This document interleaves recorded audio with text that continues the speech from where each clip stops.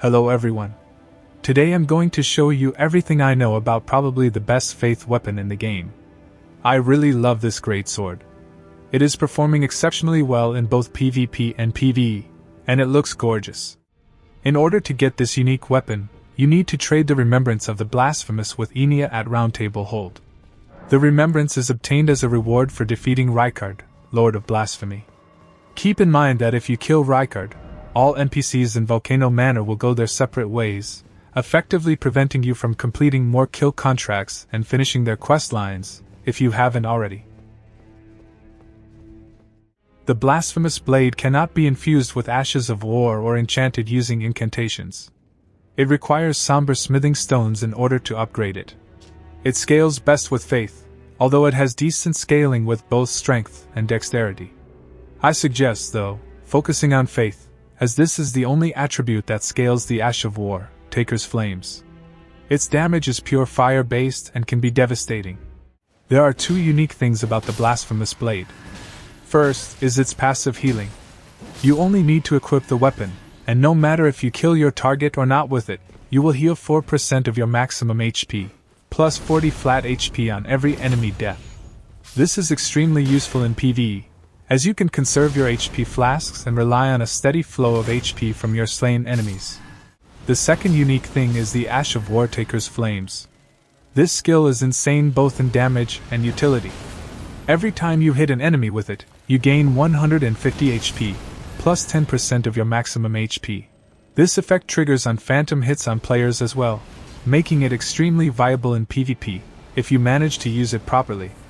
Taker's Flames is not chargeable, and it costs 30 FP, which is not a small amount.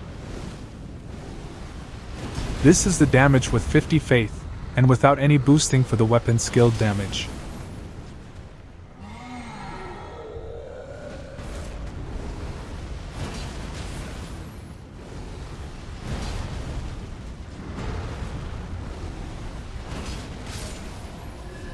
Here it is with Golden Vow and Shard of Alexander.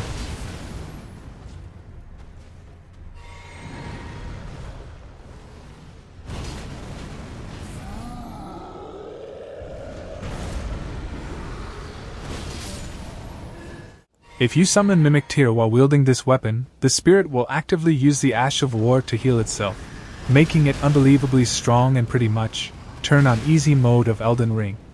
The healing effect doesn't increase if you power stance to Blasphemous blades, but it stacks with the following items: Great Horn Hammer, Serpent God's Curved Sword, Rykard's Great Rune and Taker's Cameo.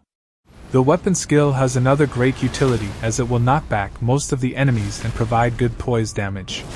Other tarnished will always be knocked back if you manage to hit them. One fun fact is that these serpent enemies in Volcano Manor don't take any damage from the Ash of War and only get knocked back. One of the cons of the Blasphemous blade is that the Ash of War doesn't do very well with elevations, so you have to pick where to use it for optimal results. Another thing that is worth mentioning is that landing the weapon skill in PvP can be a bit of a challenge. But this can be very well mitigated by unlocking your target and manually aim where the Ash of War should land. This way, you can try to predict where your enemy will be when they try to dodge it, and increase your chances of landing it and surprise them. The moveset of the weapon is pretty standard for greatswords, with more slashing type attacks.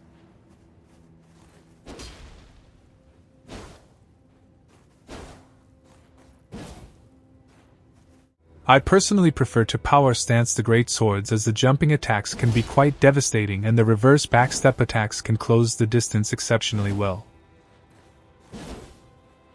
Now I will show you some PvP highlights with me using the Blasphemous blade in duels and invasions. Here are my stats distribution.